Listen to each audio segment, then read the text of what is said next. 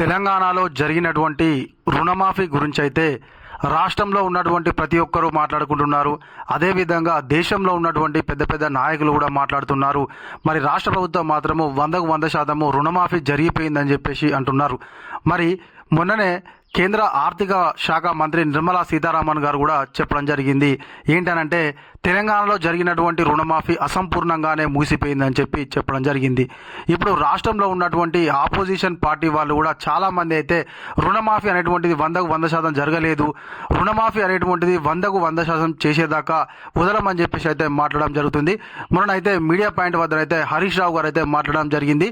ఏదైతే మీరు ఇచ్చినటువంటి హామీ ఉందో ఆ హామీని నెరవేర్చమని మేము అడుగుతున్నాం తప్ప కొత్తగా ఏం అడగడం లేదు కదా అని చెప్పేసి హరీష్ రావు గారు అయితే మాట్లాడడం జరిగింది. వాస్తవానికి ఏంటంటే ఇప్పుడు ఉన్నటువంటి గవర్నమెంట్ ఏదైతే ఎన్నికల సందర్భంలో ఇచ్చినటువంటి హామీ 2 లక్షల వరకు రుణమాఫీ తప్పకుండా చేస్తామని చెప్పారు. ఓకేనా? తర్వాతకి రుణమాఫీ జరుగుతున్న క్రమంలో చాలామంది మంత్రులు కానీ లేకుంటే ముఖ్యమంత్రి గారు కూడా ఏం చెప్పారంటే మాది రైతు సంక్షేమ ప్రభుత్వము, మేము 2 లక్షల వరకు రుణమాఫీయే కాదు 2 లక్షల పైన ఉన్నటువంటి అమౌంట్ను కట్టినటువంటి వాళ్ళకు కూడా 2 లక్షల వరకు రుణమాఫీ చేస్తాం మేము అని చెప్పేసి చాలాసార్లు మీడియా ముందర చెప్పడం జరిగింది. దానికి సంబంధించినటువంటి వీడియోస్ ఉన్నాయి, చాలామంది అన్నదాతలు చూసిరు. మీరు చెప్పడం వల్లనే కట్టినటువంటి వాళ్ళు చాలామంది ఉన్నారు. మరి అలా కట్టిన తర్వాతకి ఇప్పుడైతే ఏమంటున్నారంటే మనకు వ్యవసాయ శాఖ మంత్రి గారు మా ప్రభుత్వ నిర్ణయము కేవలము 2 లక్షల లోపు ఉన్నటువంటి వాళ్ళకే, 2 లక్షల పైన ఉన్నటువంటి వాళ్లకు మాకు సంబంధం లేదు అంటూ వ్యవసాయ శాఖ మంత్రి తుమ్మల నాగేశ్వరరావు గారు చెప్పడం అయితే చాలా హాస్యాస్పదంగా ఉంది. ఎందుకు అంటే గతంలో మీరే కదా సార్ చెప్పింది 2 లక్షల పైన అమౌంట్ కట్టండి మేము తప్పకుండా మాఫీ చేస్తామని చెప్పేసి మీరు అంటేనే కదా వాళ్ళు పోయి కట్టింది. వాళ్ళకైతే ఎటువంటి పని పాట లేకుండా అయితే రైతన్నులు అయితే ఎవరు ఖాళీగా లేరు. తెల్లారులు అయితే పొలం కాడికి పోవాలా, మోటార్ ఒత్తుకోవాలా, మందు చల్లుకోవాలా, మందు కొట్టుకోవాలి, ఒడ్లు పోసుకోవాలా, 1,00,000 పనులు ఉంటాయి వాళ్ళకు. అయినా కూడా మీరు చెప్పిర్రు అని చెప్పేసి సప్పో వేసి తీసుకొచ్చుకొని డబ్బులు కడితే ఇవాళ రోజున మీరు ఇట్లా అన్యాయం చేయడం అయితే అస్సలు కరెక్ట్ కాదని చెప్పేసి తెలంగాణ అన్నదాతలు అయితే రాష్ట్ర ప్రభుత్వాన్ని ప్రశ్నిస్తున్నారు. అయితే 2 లక్షల పైన సంగతి అట్లుస్తే మరి 2 లక్షల లోపు చాలామంది అర్హత ఉన్నా కూడా కానటువంటి వాళ్ళు ఉన్నారు.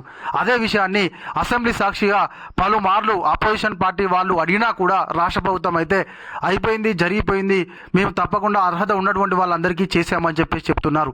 అయితే వాస్తవానికి మీరు చెప్పినటువంటి లెక్కలు చేసినటువంటి లెక్కలు అయితే మ్యాచ్ కావడం లేదు. అది మీకు కూడా తెలుసు, మాకు తెలుసు, ప్రజలందరికీ తెలుసు అది. కాబట్టి రాష్ట్ర ప్రభుత్వము ఏదైతే వాళ్ళు అవలంబిస్తున్నటువంటి ధోరణి ఏదైతే ఉందో వాళ్ళు చెప్పిందే వేదంలాగా ఒకటి ఉంటే సామెత, నేను పట్టిన కుందేలకు 3 కాళ్ళు అన్నట్టుగా అట్లా ఒకటే ధోరణిగా పోవడం కరెక్ట్ కాదు. ఎందుకు అని అంటే సరే ఈరోజు రాష్ట్రంలో కొంచెము బడ్జెట్ లేదు, తప్పకుండా మేము నెక్స్ట్ టైం అయినా చేస్తాము, అందరి లిస్టు మా దగ్గర ఉంది అని చెప్పేసి చెప్పినా కూడా అన్నదాతలు కొంచెం ఓపికతో ఉంటారు. కానీ మొత్తం అయిపోయింది, ఇక తెలంగాణలో రుణమాఫీ లేదు అంటే మాత్రం ఊకునే ప్రసక్తి లేదని చెప్పేసి ప్రతి ఒక్క అన్నదాతను అయితే అడుగుతున్నారు. చాలామంది అసెంబ్లీ ముందరికి కూడా అన్నదాతలు వచ్చారు. ఆ యొక్క ఏదైతే గాంధీ భవన్ ఉందో గాంధీ భవన్ గారు కూడా అన్నదాతలు పనులు మానుకొని మరీ తిరుగుతున్నారు. ఎంఆర్ఓ ఆఫీసర్ల చుట్టూ తిరుగుతున్నారు, బ్యాంకుల చుట్టూ తిరుగుతున్నారు, అధికారుల చుట్టూ తిరుగుతున్నారు, రాజకీయ నాయకుల చుట్టూ తిరుగుతున్నారు. అసలు వీళ్ళందరితోని అన్నదాతలకు ఏంటి సంబంధం? మీరు కరెక్ట్గా రుణమాఫీ అనేటువంటి చేసుంటే రైతులకు వ్యవసాయం చేయడమే తెలుసు. ఇట్లా వాళ్ళ దగ్గరికి వీళ్ళ దగ్గరికి వెళ్ళి అడగడము తిరగడము అంటూ వాళ్ళకి తెలియదు.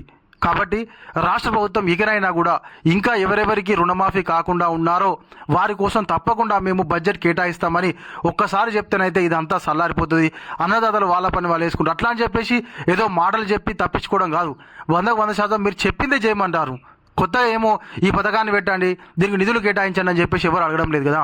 మీరు ఏదైతే హామీ ఇచ్చారో 2 లక్షల వరకు రుణమాఫీ తప్పకుండా ప్రతి ఒక్కరు చేద్దాం, వెంటనే వెళ్ళి మీరు తీసుకొచ్చుకోండి అని చెప్పేసి గత ప్రభుత్వము రుణమాఫీ చేసినటువంటి సందర్భంలో వెంటనే వెళ్ళి మీరు మళ్ళీ తీసుకొచ్చుకోండి, మేము రాగానే మాఫీ చేస్తాం అని చెప్పేసి అన్నారు. సంతోషం అని చెప్పేసి చాలామంది వెళ్ళి తీసుకొచ్చుకున్నారు కూడా. మరి చేసిర్రు, చేయలేట్లేం, ఇంకా కూడా చేయాల్సింది ఉంది. మినిమంలో ఒక 60% అయిపోయింది, ఇంకా 40% అయితే అలానే ఉంది. ఇది తప్పకుండా ప్రభుత్వం అయితే ఒప్పుకోవాల్సినటువంటి నిజం. ఎందుకు నిజం అంటే మీరు చెప్పిన లెక్కలకు చేసిన లెక్కలకు పొంత గుర్తలు. సరే ఓకే, మీరు చెప్పిందే చేసిరు అనుకున్నా కూడా చాలామంది అన్నదాతలు అయితే మరి 1,00,000 లోపు 80,000, 90,000, 1,00,000, 1,50,000 ఉన్నటువంటి వాళ్ళకు కూడా కాలేదు. చాలామంది కింద కామెంట్లు పెడుతున్నారు. సార్ జర ఒక్కసారి వాళ్ళని చూడుర్రి. ఎందుకు వాళ్ళంటే అబద్ధమైతే చెప్పరు కదా. మీరు ఏదైతే ఫ్యామిలీ గ్రూపింగ్ అన్నారో, కుటుంబ నిర్ధారణ అన్నారో, ఆ కుటుంబ నిర్ధారణ జరిగినా కూడా వాళ్ళకి కాలేదు సార్. ఇదంతా పక్కన పెడితే 4వ లిస్టులో పేరు వచ్చినా కూడా ఇప్పటి వరకు డబ్బులు వాళ్ళ వాళ్ళు చాలామంది ఉన్నారు. రైతన్నలారా ఎవరైనా ఈ వీడియో చూస్తే మీకు తప్పకుండా 2 లక్షల లోపు కానీ 2 లక్షల పైన కానీ 2 లక్షల పైన ఎట్లా రుణమాఫీ కాలేదు, 2 లక్షల లోపు ఇంకా మీకు రుణమాఫీ కాకుండా ఎంతమంది ఉన్నారో అంతమంది కింద కామెంట్ చేయండి. తప్పకుండా చూసేటువంటి ప్రతి ఒక్క అన్నదాత ఒక లైక్ చేయండి.